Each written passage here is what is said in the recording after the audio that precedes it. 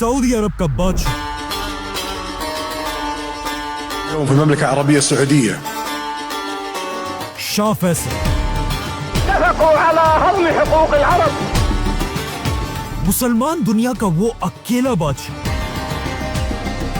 जिसके एक ही हुक्म से सुपर पावर अमेरिका ने उसके सामने घुटने टेक दिए थे, जिसने फलस्तीन की आजादी के लिए पूरी दुनिया से दुश्मनी ली थी। لن نقبل بتقسيم فلسطين लेकिन जैसे ही शाह फैसल मुसलमान दुनिया का सबसे बड़ा लीडर बना, أو أن يتكدر الشرق. शाह फैसल को उसके अपने ही भतीजे सऊदी खानदान के एक शहजादे ने गोली मारकर शहीद कर दिया। लेकिन आखिर सऊदी खानदान को इतनी ताकत मिली कहां से? इसके लिए हमें बहुत पीछे जाना होगा। आज से 1400 साल पहले रसूलुल्लाह सल्लल्लाहु अलैहि वसल्लम ने अपनी जिंदगी में अरब का ये सारा इलाका फतह कर लिया था। लेकिन जैसे ही रसूलुल्लाह सल्लल्लाहु अलैहि वसल्लम इस दुनिया से चले गए, अरब के बहुत सारे कबीलों ने पहले खलीफा अबू बकर रज़ियल्लाहु तआला अन्हु के खिलाफ बगावत का ऐलान कर दिया। और सिर्फ यही नहीं, कुछ लोगों ने तो नबी होने का झूठा दावा भी किया था, जिनमें सबसे बड़े झूठे नबी का नाम था मुसैलमा कज़्ज़ाब। तो अब पहले खलीफा अबू बकर रज़ियल्लाहु तआला अन्हु ने अरब को दोबारा फतह करने के लिए अपना बेस्ट जनरल खालिद बिन वलीद को इन बागी कबीलों की तरफ भेजा, जिसके बाद खालिद बिन वलीद ने तेजी से ये सारा इलाका दोबारा फतह किया। और आखिर उनकी लड़ाई तारीख के सबसे बड़े झूठे नबी मुसैलमा कज़्ज़ाब से हुई, जंगे यमामा। इस जंग में खालिद बिन वलीद ने मुसैलमा कज़्ज़ाब और उसके कबीले बनु हनीफा को ऐसा हराया कि अगले 1000 साल तक बनु हनीफा दोबारा अपने पैरों पर खड़े नहीं हो सके। लेकिन 1000 साल के बाद मुसैलमा के कबीले बनु हनीफा से एक नया बादशाह सामने आया, सऊदी खानदान का पहला बादशाह, जिसका नाम था मुहम्मद बिन सऊद।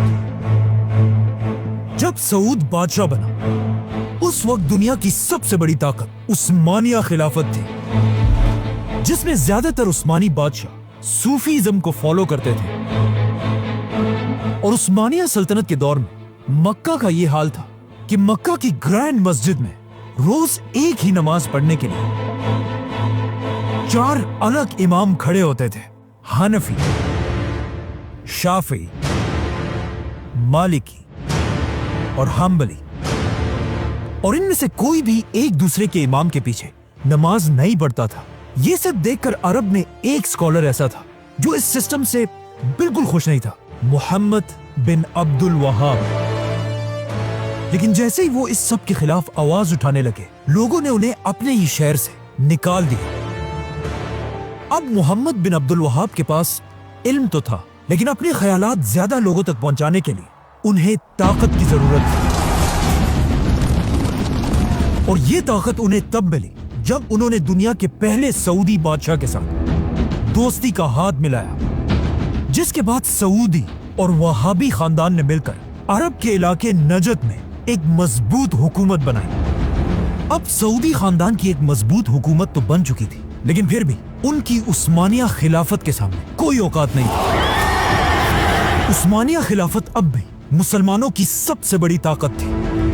लेकिन इस सब के 200 साल बाद उस्मानिया सल्तनत अपनी आखिरी सांसें ले रही थी। वर्ल्ड वॉर 1, जिसमें एक बार फिर ब्रिटिश एम्पायर और उस्मानिया खिलाफत एक दूसरे के आमने सामने हुए। और ब्रिटिश एम्पायर को अच्छी तरह पता था कि हम उस्मानिया खिलाफत को तब तक नहीं तोड़ सकते जब तक उनके साथ अरबों का सपोर्ट है। तो ऑफ कोर्स ब्रिटिश एम्पायर ने अपना फुल जोर लगाया कि किसी तरह अरब के लोग उस्मानिया सल्तनत के खिलाफ बगावत कर दें। लेकिन ये कोई आसान काम नहीं था। ब्रिटिश एम्पायर को इस काम के लिए एक बहुत ही ताकतवर अरब लीडर की जरूरत थी।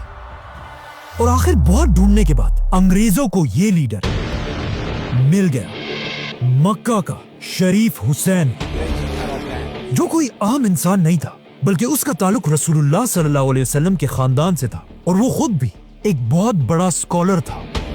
ब्रिटिश एम्पायर ने शरीफ हुसैन और अरब के लोगों के साथ एक वादा किया کہ اگر ہم عثمانیہ سلطنت سے یہ جنگ جیت گئے ہم دنیا سے خلافت ختم نہیں کریں گے بلکہ ہم ترکوں سے خلافت چھین کر واپس عربوں کو مسلمانوں کا خلیفہ بنائیں گے۔ یہ سن کر آف کورس عرب کے لوگ بہت خوش ہوئے اور انہوں نے برٹش امپائر کے ساتھ مل کر عثمانیہ سلطنت کے خلاف بغاوت کر دی اور آخر عربوں کی ہی اس بغاوت کی وجہ سے خلافت عثمانیہ جو پہلے اتنے بڑے علاقے پر پھیلی ہوئی تھی اب صرف اتنی سی رہ گئی۔ تو اب ویٹ، مشن تو پورا ہو چکا تھا، مطلب برٹش امپائر کو اب خلافت شریف حسین کو دے دینی چاہیے تھی، لیکن برٹش امپائر نے کہا نہیں، اور انہوں نے شریف حسین کے سامنے ایک بہت ہی خطرناک شرط رکھی کہ ہم تمہیں مسلمانوں کا خلیفہ تو بنا دیں گے لیکن تمہیں فلسطین کو یہودیوں کے حوالے کرنا ہوگا۔ لیکن فلسطین کو بیچنے کی انگریزوں کی اس آفر کو شریف حسین نے پھاڑ دیا۔ برٹش امپائر کو یہ دیکھ کر شریف حسین پر بہت غصہ ہے کہ ہمارے اس پپٹ کی اتنی ہمت کہ وہ ہمیں آنکھیں دکھائے، لیکن شریف حسین نے فلسطین یہودیوں کے حوالے نہیں کی۔ یہ دیکھ کر برٹش امپائر نے اپنا سارا سپورٹ شریف حسین سے ہٹا دیا، جس کے بعد ایک ایسی عجیب سچویشن بنی کہ پوری دنیا میں عربوں کا کوئی بھی بڑا لیڈر نہیں تھا، اور یہ سب دیکھ کر اس موقع کا سب سے بڑا فائدہ ایک جوان عرب لیڈر نے اٹھایا، سعود خاندان کا کنگ عبدالعزیز۔ اب عبدالعزیز شریف حسین سے بالکل اپوزٹ تھا، اسے کوئی پرواہ نہیں تھی کہ اگر دنیا سے خلافت ختم ہوتی ہے تو ہونے دو، اگر فلسطین یہودیوں کو ملتا ہے تو ملنے دو، اسے صرف عرب کا بادشاہ بننا تھا، اور انگریزوں کو بھی بالکل ایسے ہی ایک سیلفش مسلمان لیڈر کی ضرورت تھی جو صرف اپنا سوچے اور باقی مسلمانوں کی اسے کوئی پرواہ نہ ہو۔ اسی لیے شریف حسین سے اپنا سپورٹ ہٹانے کے بعد انگریزوں نے اپنی پوری طاقت کے ساتھ عبدالعزیز کو سپورٹ کیا، جس کے بعد عبدالعزیز اپنی فوج کے ساتھ تیزی سے مکہ اور مدینہ فتح کرنے کے لیے ریاض سے روانہ ہوا۔ اینڈ آف کورس انگریزوں کی مدد سے عبدالعزیز نے آسانی سے پورا حجاز فتح کر لیا، اور عبدالعزیز کی طاقت کو دیکھ کر مکہ کے سارے علماء نے کعبہ کے سامنے اس کے ہاتھ پر بیعت کی۔ مکہ اور مدینہ کو فتح کرنے کے بعد عبدالعزیز کی بادشاہت اس سارے علاقے پر پھیل گئی، اور اس طرح دنیا میں ایک نئی ریاست بنی، the kingdom of Saudi Arabia. اليوم في المملكة العربية السعودية اور عبدالعزیز اس کا پہلا بادشاہ۔ سب سے پہلے کنگ عبدالعزیز نے سعودی عرب کو دو بڑے حصوں میں ڈیوائیڈ کیا، ایک حصہ نجد جس میں سعودی خاندان کا کیپٹل ریاض تھا، جس کا گورنر اس نے اپنے بڑے بیٹے سعود بن عبدالعزیز کو بنایا، اور دوسرا حصہ حجاز جہاں اسلام کی سب سے ہولی سائٹس تھی، مکہ اور مدینہ، اور یہاں کا گورنر بادشاہ نے اپنے دوسرے بیٹے کو بنایا، پرنس فیصل۔ هذا كل ما أريده أيها الإخوان. اب جیسے ہی سعودی عرب ایک سٹیٹ بنا، سعودی کے بالکل پاس ہی ایک ملک بحرین میں عرب کا سب سے پہلا آئل کا کنواں ڈسکور ہوا۔ of Middle Eastern oil as emissary to Arabia. یہ دیکھ کر عبدالعزیز نے بھی اپنے انگریز دوستوں کے ساتھ مل کر سعودی عرب میں تیل ڈھونڈنا شروع کیا، لیکن اگلے 6 سال تک ڈھونڈنے کے بعد بھی انہیں آئل کا ایک قطرہ بھی نہیں ملا۔ انہی انگریز سائنٹسٹ نے بعد میں اپنی کتاب میں لکھا ہے کہ ایک دن عرب کے ڈیزرٹ سے ایک غریب آدمی ان کے پاس آیا اور ہمیں ہاتھ سے پکڑ کر سعودی عرب کے علاقے دمام کی طرف لے کر گئے، اور ہمیں کہا یہاں پر ڈھونڈو، وہ تمہیں یہیں پر ملے گی، جو چیز تمہیں چاہیے وہ تمہیں یہاں ملے گی۔ اور اس طرح سعودی عرب میں دنیا کی سب سے بڑی آئل کی ڈسکوری ہوئی۔ the world's largest supplier of oil. Now, جیسے ہی سعودی میں آئل کی ڈسکوری ہوئی، عبدالعزیز کی قسمت اتنی اچھی تھی کہ اس کے صرف 1 سال بعد دنیا کی سب سے بڑی جنگ شروع ہوئی، ورلڈ وار 2۔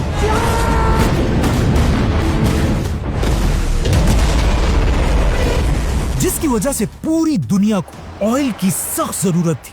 یہ دیکھ کر کنگ عبدالعزیز پوری دنیا کو سعودی کا تیل بیچنے لگا، جس کی وجہ سے سعودی عرب کی اکانومی 2000 ٹائمز بڑھ گئی، اور عبدالعزیز ایک غریب بادشاہ سے اب دنیا کا سب سے طاقتور بادشاہ بنا۔ اس جنگ میں ورلڈ وار 2 میں عبدالعزیز جرمنی کے ہٹلر کے خلاف امریکہ کے ساتھ مضبوطی سے کھڑا رہا. Discuss mutual problems of trade and relations with Saudi Arabia. لیکن ورلڈ وار 2 ختم ہوتے عبدالعزیز کے انگریز دوستوں نے دنیا میں ایک نیا ملک بنایا, اسرائیل. جیسے اسرائیل کے لیڈر نے اسرائیل کی آزادی کا اعلان کیا, Finally, by the grace of God, اس کے صرف ایک دن بعد آلموسٹ بہت سارے عرب ملکوں نے مل کر اسرائیل پر حملہ کر دیا. اب جب سارے عرب اسرائیل کے خلاف لڑ رہے تھے, دنیا کا سب سے بڑا عرب بادشاہ عبدالعزیز چپ کر کے بیٹھا ہوا تھا. عبدالعزیز کے پاس پیسہ تو بہت تھا اور بہت بڑی فوج بھی تھی, لیکن فلسطین کو بچانے کے لیے عبدالعزیز نے کوئی بھی قدم نہیں اٹھایا, اور صرف 800 سعودی والنٹیئرز نے جا کر اسرائیل کے خلاف جنگ لڑی. لیکن پورے سعودی خاندان میں صرف ایک ہی شخص ایسا تھا جس نے فلسطین کے لیے آواز اٹھائی, عبدالعزیز کا بیٹا پرنس فیصل, فلنقبل بتقسيم فلسطين. جس نے UN میں کھڑے ہو کر کہا کہ ہم اسرائیل کو نہیں مانتے. بشير زوال إسرائيل. اب اسرائیل تو آزاد ہو گیا, لیکن اس کے کچھ ہی سالوں بعد کنگ عبدالعزیز اپنی آخری سانسیں لے رہا تھا.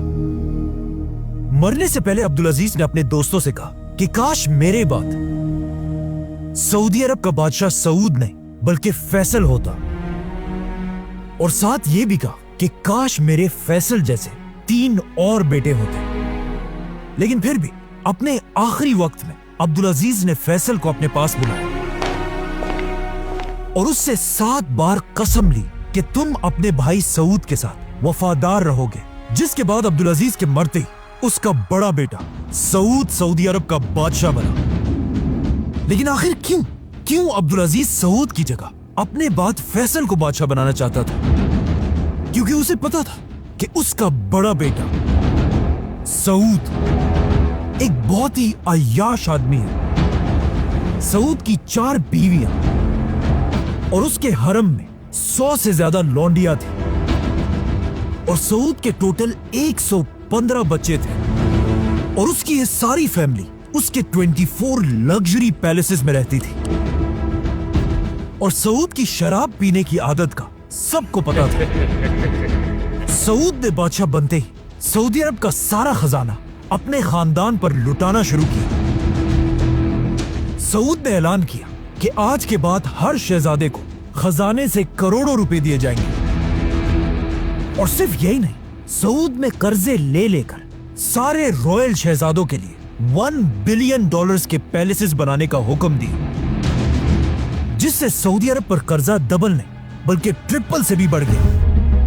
اب جب سعود سعودی عرب کا سارا پیسہ اپنی عیاشیوں پر اڑا رہا تھا, اس کے خاندان میں صرف ایک شخص ایسا تھا جو اسے بار بار اس سب سے روک رہا تھا, سعود کا بھائی شاہ فیصل.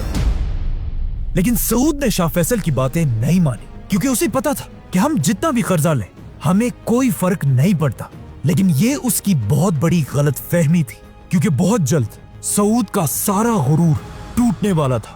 اب تک دنیا میں آئل صرف سعودی اور کچھ ہی باقی کنٹریز میں تھا, لیکن آہستہ آہستہ دنیا کے باقی علاقوں میں بھی آئل ڈسکور ہونا شروع ہوئی, جس سے دنیا میں آئل کی سپلائی تیزی سے بڑھنے لگی. اب جب آئل کی سپلائی پوری دنیا میں بہت ہی زیادہ بڑھ گئی تو آف کورس آئل کی پرائس نیچے گرنے لگی اور سعودی عرب کے خزانے خالی ہونے لگے. اب سعود پھنس چکا تھا, کیونکہ اس نے قرضے بہت زیادہ لے لیے تھے اور انہیں واپس کرنے کے لیے سعود کے پاس پیسے نہیں تھے.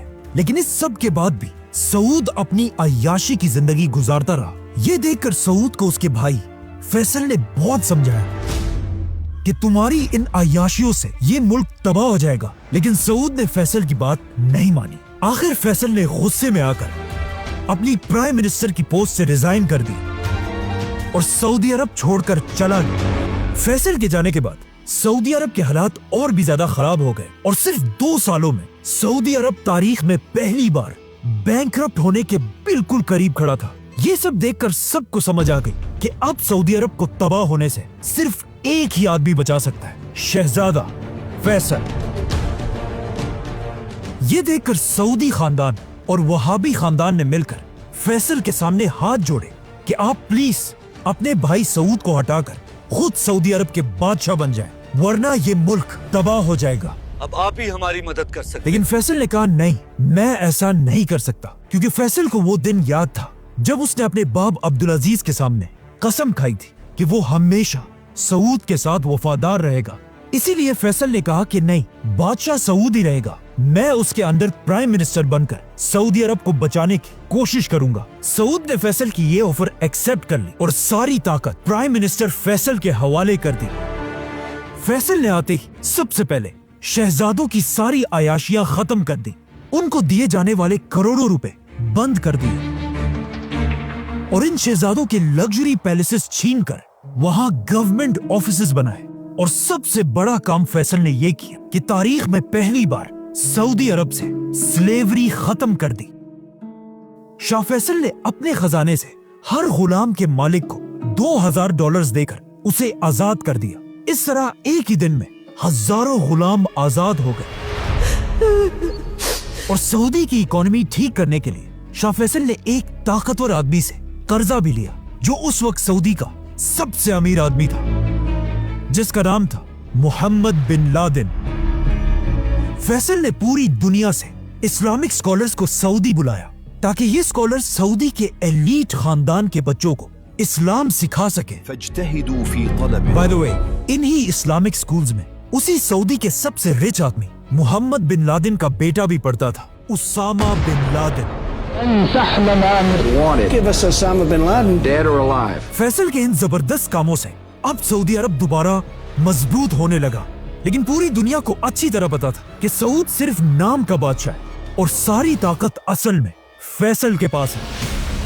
इस सब के दौरान किंग सऊद अमेरिका में आराम से बैठा हुआ था, लेकिन जब 1 साल के बाद वो वापस सऊदी आया और वापस आकर उम्रा करने के लिए गया, लेकिन उम्रा करने के दरमियान ही उसे समझ आ गई कि अब लोग उसे वो इज्जत नहीं दे रहे जो एक बादशाह को मिलनी चाहिए, और उसे समझ आ गई कि अब लोग उसे बादशाह समझते ही नहीं। और यहाँ से सऊद आहिस्ता आहिस्ता अपने भाई फैसल से नफरत करने लगा। और सिर्फ यही नहीं, बल्कि उसके अयाश बेटे उसे फैसल के खिलाफ भड़काने लगे, क्योंकि फैसल ने आते ही इन सारे शहजादों की अयाशियां खत्म कर दी थी। तो अब सऊद और उसके बेटे मिलकर फैसल को हटाने की साजिश करने लगे। सऊद और उसके बेटे पैसे देकर लोगों को फैसल के खिलाफ करने लगे, जिसका फैसल को अच्छी तरह पता था, लेकिन फैसल ने बादशाह के खिलाफ कोई कदम नहीं उठाया। असल मसला तब बना जब सऊद ने फैसल की तरफ एक लेटर भेजा जिसमें लिखा था, फैसल, तुम अपनी औकात में रहो और याद रखो कि बादशाह मैं हूँ, और मैं तुम्हें हुक्म देता हूँ कि मेरे 2 बेटों को सऊदी अरब के टॉप मिनिस्टर्स बनाओ, वरना मैं अपनी रॉयल फौज भेजकर तुम्हें गिरफ्तार कर लूंगा। जैसे ही फैसल ने बादशाह का ये खत पढ़ा, उसने ये खत अपने भाई को दिया, जिसने सीधा जाकर बादशाह के मुंह पर ये खत फाड़ दिया। अपनी ये बेइज्जती देखकर बादशाह को बहुत गुस्सा आया और उसने फौरन अपनी रॉयल फौज फैसल को गिरफ्तार करने के लिए उसके महल की तरफ भेजी। बादशाह की रॉयल फौज ने जाकर फैसल के महल को हर तरफ से घेर लिया। लेकिन फनी बात यह कि फैसल के पास इतनी ताकत थी और उसका इतना रोब था कि जैसे ही फैसल अपने महल से बाहर निकला, बादशाह की फौज की काम पे टांगने लगे और उन्होंने फैसल को देखकर उसे गलती से सलूट कर दिया, जिसे देखकर फैसल इन गार्ड्स पर हंसने लगा। लेकिन फिर भी ये गार्ड्स फैसल को गिरफ्तार करने के लिए खड़े रहे। यहाँ तक कि कहा जाता है कि बादशाह ने फैसल को मारने की कोशिश भी की। ये सब देखकर आखिर फैसल ने अपने बाप से की हुई कसम तोड़ दी और कहा अब और बस है। सऊद सारी हदें पार कर चुका है। अब सऊद के पास तो सिर्फ थोड़े से रॉयल गार्ड्स थे, लेकिन सऊदी अरब की पूरी फौज फैसल को अपना लीडर मानती थी। तो सबसे पहले फैसल ने हुक्म दिया कि सारे पैलेसेस से हमारी औरतों और बच्चों को निकाल दिया जाए, क्योंकि अब फैसला तलवार से होगा। फैसल के एक ही इशारे से पूरी सऊदी फौज तेजी से बादशाह के महल की तरफ बढ़ने लगी और बादशाह के महल को हर तरफ से घेर लिया। अब फैसल और सऊद एक स्टैंड ऑफ में खड़े थे, लेकिन फैसल की फौज बादशाह से बहुत ज्यादा थी, इसीलिए बादशाह अपनी फौज को लेकर पीछे हट गया और हालात इतने बिगड़ चुके थे कि अब इन दोनों भाइयों फैसल और सऊद का फैसला करने के लिए सऊदी अरब का मुफ्ती आजम मक्का से कैपिटल की तरफ आया, जो वहाबी खानदान का लीडर था। सऊद ये देखकर हैरान रह गया कि उसका अपना खानदान और सऊदी अरब के सारे उलमा बादशाह को छोड़कर फैसल के साथ खड़े थे। लेकिन क्यों, आखिर क्यों सब बादशाह को छोड़कर फैसल के साथ खड़े थे? इसकी दो बड़ी रीजंस है। एक तो फैसल ऑफ कोर्स एक बहुत ही ज़हीन और जबरदस्त लीडर था, लेकिन इसकी एक और भी इम्पोर्टेंट वजह थी। इस सब से 200 साल पहले अरब के दो बड़े खानदान सऊद और वहाबी खानदान ने मिलकर पहली सऊदी रियासत बनाई थी, और आज तक यही दो खानदान सऊदी अरब के सबसे पावरफुल खानदान थे। और फैसल ऐसा अकेला आदमी था जो इन दोनों खानदानों का शहजादा था, क्योंकि फैसल का बाप अब्दुल अजीज सऊद खानदान से था और उसकी माँ तरफा मोहम्मद बिन अब्दुल वहाब के खानदान से थी। इसीलिए अब दोनों खानदानों ने मिलकर बादशाह सऊद के खिलाफ शहजादे फैसल को सपोर्ट किया। आखिर ये सब देखकर फाइनली सऊद अपने तख्त से हट गया और शहजादा फैसल सऊदी अरब का नया बादशाह बना। King Faisal, a desert warrior. أن يتكدر الشرق और बादशाह बनते ही फैसल ने अपनी पहली स्पीच की ونحن حينما نصارع और कहा कि ए लोगों, मुझे अपना बादशाह नहीं बल्कि अपना दोस्त और नौकर समझो, ونحن أيها الإخوة क्योंकि तुम्हारा बादशाह मैं नहीं बल्कि इस पूरी कायनात का सिर्फ एक ही बादशाह है, और मेरा ये तख्त कोई तख्त नहीं, तख्त भी सिर्फ अल्लाह का ही है। अब फैसल बादशाह तो सऊदी अरब के उलमा के सपोर्ट से बना था, लेकिन बादशाह बनते ही शाह फैसल ने कुछ ऐसे काम किए जिससे उलमा फैसल के खिलाफ होने लगे। फैसल ने बादशाह बनते ही लड़कियों के स्कूल्स, यूनिवर्सिटीज और इवन सऊदी अरब का पहला टीवी चैनल भी खोला, जिसमें मेल एंकर्स तो थे ही, साथ ही एक फीमेल एंकर भी थी। लेकिन सऊदी अरब के उलमा ये सब बर्दाश्त नहीं कर सकते थे। यहाँ तक कि एक दिन एक यूनिवर्सिटी के प्रोफेसर ने सऊदी न्यूज़पेपर में एक आर्टिकल लिखा जो एक बहुत ही सिंपल सी बात थी कि जमीन हमेशा सूरज के गिर्द घूमती है, सूरज जमीन के गिर्द नहीं। ये न्यूज़पेपर पूरे सऊदी अरब में फैल गया, लेकिन जब इस आर्टिकल का सऊदी अरब के बड़े मुफ्ती शेख बिन बाज को पता चला तो उन्होंने ऐलान किया कि ये सब बिल्कुल झूठ है, और फिर खुद न्यूज़पेपर में आर्टिकल लिखा कि जमीन सूरज के गिर्द नहीं बल्कि सूरज जमीन के गिर्द घूमता है। जमीन तो साकिन है बेटा। शेख बिन बाज का ये आर्टिकल सिर्फ सऊदी में नहीं बल्कि पूरी दुनिया में फैल गया, जिसके बाद पूरी दुनिया में लोग सऊदी अरेबिया और उसके उलमा पर हंसने लगे, और इसी के साथ शाह फैसल का भी मजाक उड़ने लगा। जैसे ही फैसल को ये बात पता चली, उसने हुक्म दिया कि जिन न्यूज़पेपर्स में ये बात छपी है उन सारों को जमा करके आग लगा दी जाए, जिससे सऊदी उलमा और भी ज्यादा फैसल के खिलाफ खड़े होने लगे। बाय द वे, इस सब के 20 साल बाद एक सऊदी शहजादा पहली बार स्पेस गया, और वहां उसने खुद अपनी आंखों से दुनिया को घूमते हुए देखा, और वापस आकर उसने ये बात मुफ्ती आजम को बताई, जिसके बाद शेख बिन बाज ने अपनी गलती एक्सेप्ट की और उस पर सबसे माफी मांगी। इन शॉर्ट, उस जमाने के सऊदी उलमा इतना सख्त थे कि उन्होंने इवन वनीला आइसक्रीम को भी हराम कह दिया था। लेकिन आखिर सऊदी उलमा और फैसल की जंग तब शुरू हुई जब उसने सऊदी का पहला टीवी चैनल बनाया। एंड ऑफ कोर्स सऊदी उलमा तो टीवी को हराम समझते थे, तो वो हर तरफ टीवी के खिलाफ प्रोटेस्ट करने लगे। यहाँ तक कि एक शहजादे ने जाकर फैसल के टीवी स्टेशन पर हमला कर दिया और वहां पुलिस ऑफिसर्स पर फायरिंग करने लगा। इसी फायरिंग के दौरान एक पुलिस ऑफिसर ने अपने आप को बचाने के लिए इस सऊद खानदान के शहजादे को गोली मार दी और वो मर गया, जो एक बहुत ही खतरनाक बात थी। इस शहजादे का बाप सीधा अपने भाई बादशाह फैसल के पास गया और उसे कहा, ये पुलिस वाला मेरे हवाले करो ताकि मैं इसका सर काट दूं। लेकिन फैसल ने कहा, नहीं, पुलिस वाला तो बस अपनी ड्यूटी कर रहा था, गलती तुम्हारे बेटे ने की थी, और जब तक मैं सऊदी का बादशाह हूं, जो भी कानून तोड़ेगा, चाहे वो शहजादा हो या कोई आम आदमी, उसे सजा मिलकर रहेगी।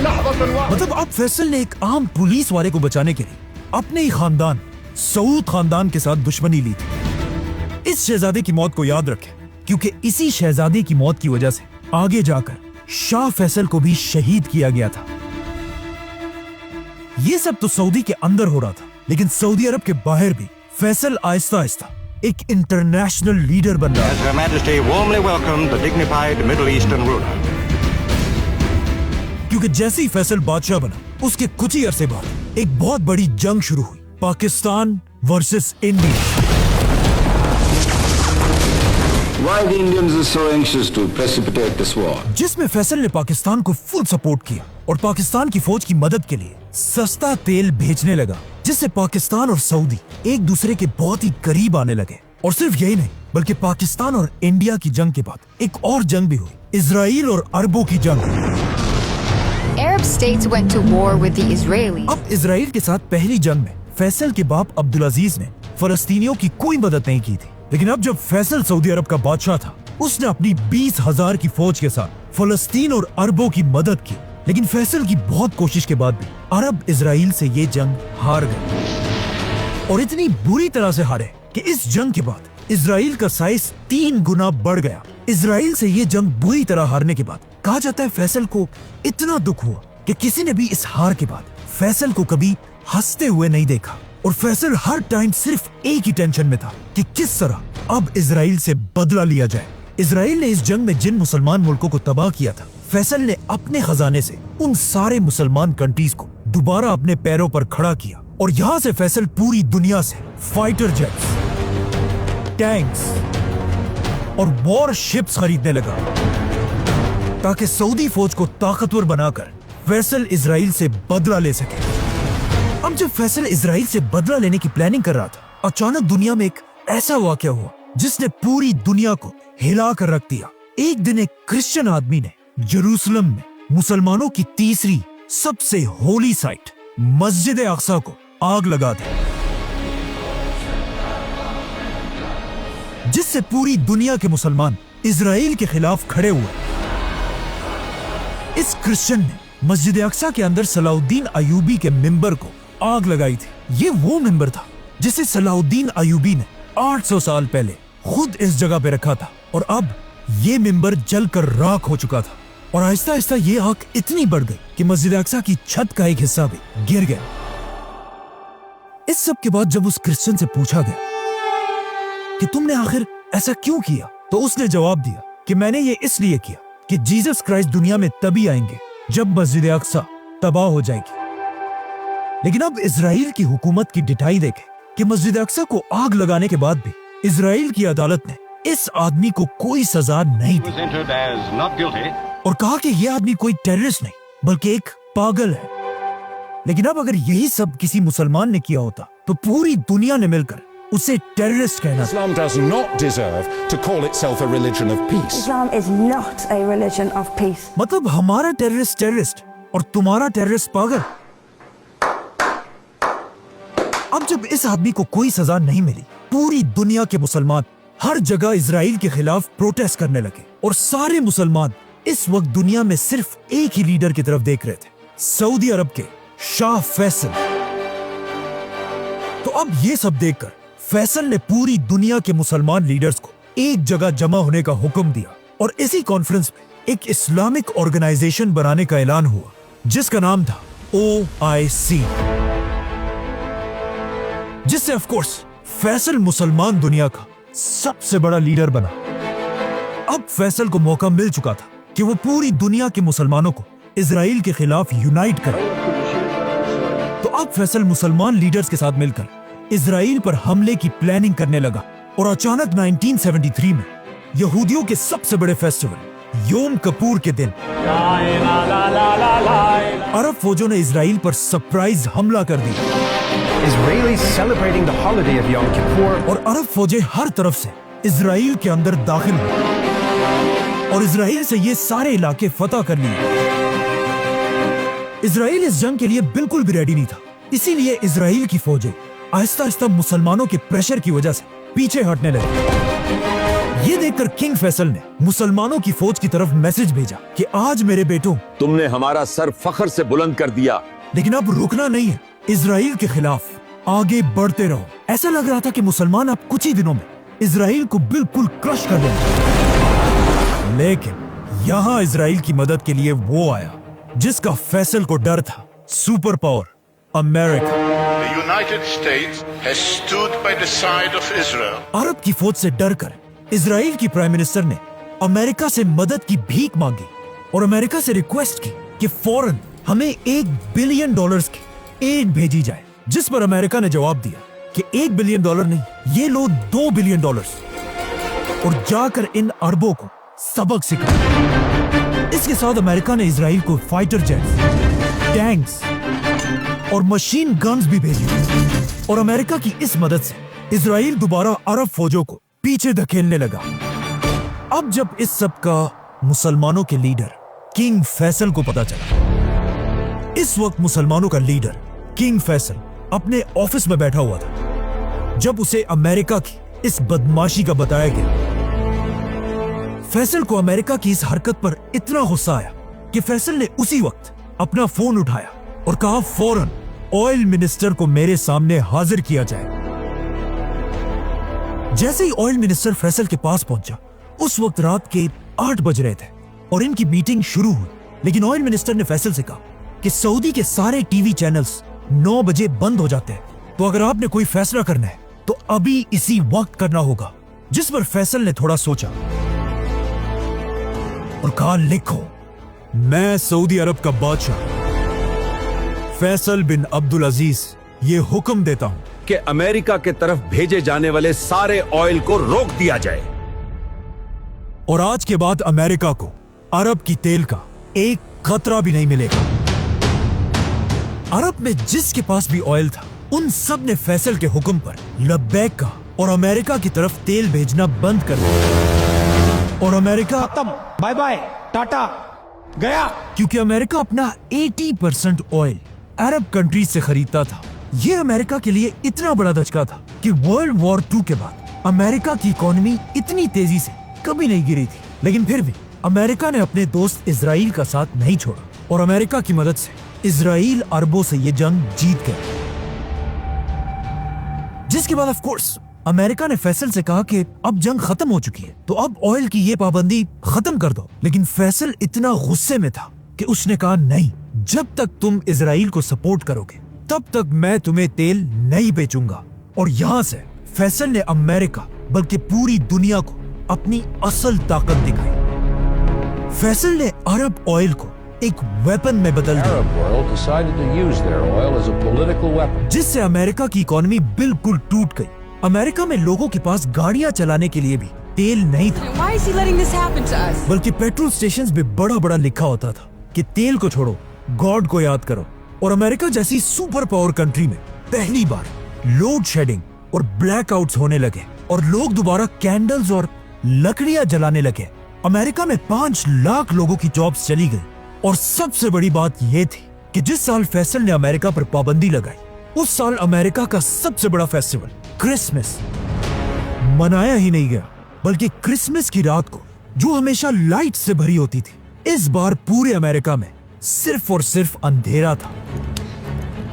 फैसल की ताकत का अंदाजा सिर्फ वेस्ट में अमेरिका को नहीं, बल्कि ईस्ट में जापान को भी हुआ।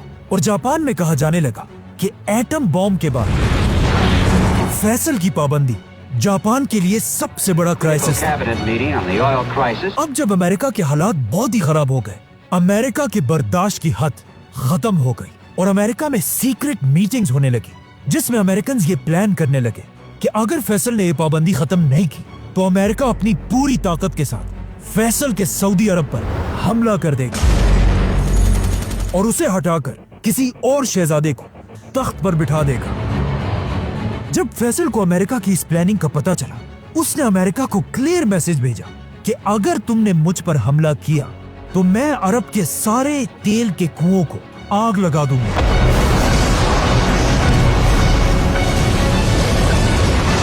जिससे तुम्हारा अमेरिका तबाह हो जाएगा। ये सुनकर अमेरिका ने फैसल से कहा कि अगर तुम ऐसा करोगे तो तुम्हारा क्या होगा। जिस पर फैसल ने कहा कि हम तो हमेशा से डेजर्ट के गरीब लोग थे, हम पहले भी ऊंटों और खजूरों से गुजारा करते थे और अब भी दोबारा वही करेंगे, लेकिन तुम लोग तेल के बगैर जिंदा भी नहीं रह सकोगे। जिसके बाद फैसल ने अपनी फेमस स्पीच की और कहा, ऐ लोगों, मैं वो बादशाह नहीं हूँ जो ऑफिस में बैठकर टेलीफोन पर जंग करे, बल्कि जब जंग का वक्त आएगा तुम सब मुझे फौज के फ्रंट पर देखोगे और मुझे पता है कि हमारे इन खतरनाक फैसलों से वेस्ट और ईस्ट أن الشرق والغرب सब हम पर गुस्सा है, اتفقوا على هضم حقوق العرب. लेकिन मुझे इस सब की कोई परवाह नहीं. نحن لسنا ممن يطلب الإعانات والحروب. फलस्तीन की आजादी के लिए فلنقبل بتقسيم فلسطين हम हर हद तक जाएंगे على أن يخلصوا وطنهم السليم. अगर पूरी अरब दुनिया मिलकर ولو أجمع العرب جميعا इसराइल को एक्सेप्ट कर ले, بوجود إسرائيل तब भी मैं अकेला इसराइल को कभी नहीं मानूंगा. فلن ندخل معهم في هذا الاتفاق. अब पहली बार ऐसा लग रहा था कि उस्मानिया खिलाफत के टूटने के बाद एक बार फिर पूरी दुनिया के मुसलमान यूनाइट हो गए हैं और इनका लीडर है फैसल. मुसलमानों की इसी यूनिटी को इसके कुछ ही अरसे बाद OIC की सबसे बड़ी कॉन्फ्रेंस में देखा गया, जो पाकिस्तान के शहर लाहौर में थी. और मुसलमान दुनिया के सारे बड़े लीडर्स गद्दाफी, भुट्टो, शेख मुजीब, यासिर अरफात सब शामिल थे, जहां पहली बार एक इस्लामिक एटम बॉम्ब की बात की गई. इसी कॉन्फ्रेंस में एक बहुत ही फेमस पिक्चर ली गई, जिसमें सारे बड़े लीडर्स मिलकर एक मस्जिद में बैठे हुए हैं. लेकिन अजीब बात यह है, इस पिक्चर में जितने भी लीडर्स हैं उन सबको एक एक करके आगे जाकर मार दिया गया. जैसे ही फैसल OIC की मीटिंग से वापस आया, फैसल की ताकत इतनी बढ़ चुकी थी कि आखिर अमेरिका ने फैसल के सामने घुटने टेक दिए और अमेरिका ने फैसल के कहने पर इजराइल पर प्रेशर डालना शुरू किया कि वो अरबों के साथ डील कर ले. जिसके बाद अमेरिका, यूरोप, जापान सब मिलकर फैसल के सामने हाथ जोड़कर तेल की भीख मांगने लगे. तो अब जब फैसल की डिमांड्स पूरी हो गई, उसने अमेरिका से पाबंदी हटा दी. लेकिन पाबंदी हटाने के बाद भी तेल की प्राइस नीचे नहीं आई. इसीलिए फैसल के दौर में सऊदी की इकोनॉमी तेजी से बढ़ने लगी. जब फैसल सऊदी अरब का बादशाह बना, तब यहाँ की इकोनॉमी सिर्फ $2 बिलियन थी, लेकिन अब फैसल ने उसे $2 बिलियन से $50 बिलियन तक पहुंचा दिया था. कहा जाता है सऊदी अरब में प्रॉपर्टी की प्राइसेस हर हफ्ते डबल होती रहती थी और सऊदी अरब में कंस्ट्रक्शन इतनी तेजी से हो रही थी कि लोग सीमेंट कश्तियों में नहीं बल्कि हेलीकॉप्टर्स में मंगवा रहे थे. और यहीं से सऊदी अरब के लोग दुनिया के सबसे अमीर लोग बने. अब जब फैसल अपनी ताकत की पीक पर था, कहा जाता है कि ये स्पीच उसकी जिंदगी की आखिरी स्पीच थी. हम किस चीज का इंतजार कर रहे हैं? दुनिया की गैरत जागने का. कहाँ है दुनिया की गैरत? ऐ मेरे भाइयों, मस्जिद अक्सा तुम्हें बुला रही है, तुम्हारी मदद के लिए रो रही है. हम किस चीज से डर रहे हैं? मौत से. इससे ज्यादा अच्छी मौत और क्या हो सकती है? जो अल्लाह के राह में लड़ते हुए आए. और मेरी अल्लाह से दुआ है कि अगर मेरे हाथों से फलस्तीन आजाद नहीं होता तो मुझे इस दुनिया में एक लम्हे के लिए भी जिंदा ना रखे. और ए अल्लाह, मुझे शहादत की मौत दे. और इसके कुछ ही अरसे बाद जब फैसल एक मजलिस में बैठा हुआ था, एक आदमी ने फैसल को गोली मार दी.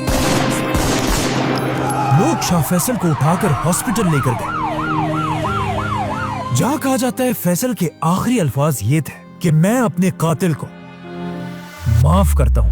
फैसल की शहादत की खबर पूरी दुनिया में आग की तरह फैली और हर तरफ लोग रोने लगे.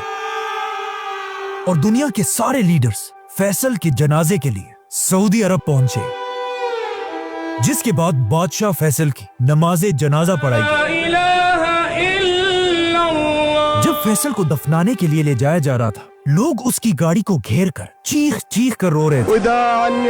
और ये सारा कुछ उसी टीवी चैनल पर दिखाया जा रहा था जिसे फैसल ने शुरू किया था. और एंकर रो रो कर कह रहा था कि आज पूरी उम्मत मुस्लिमा का बाप मर चुका है.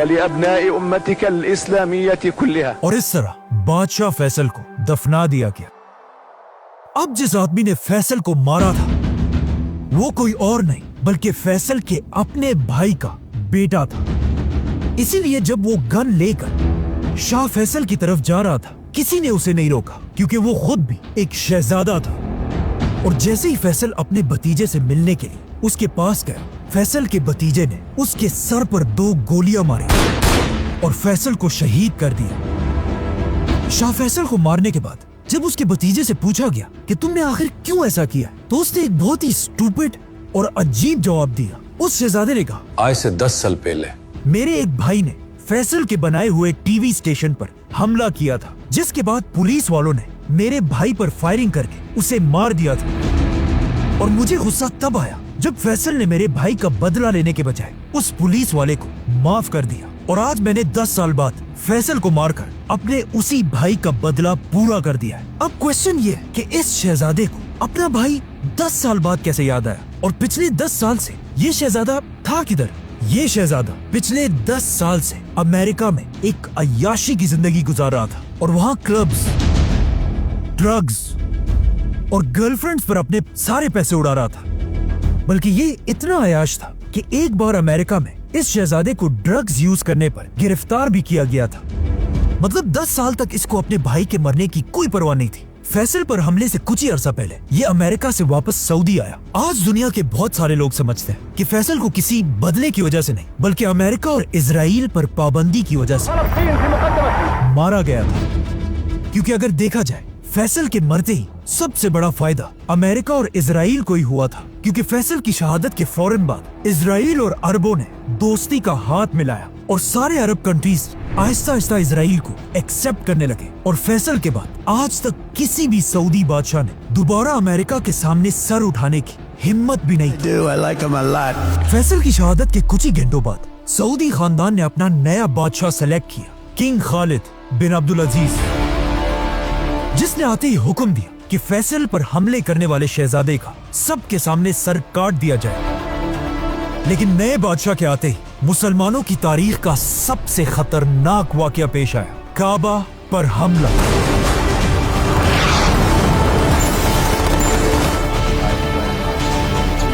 सब्सक्राइब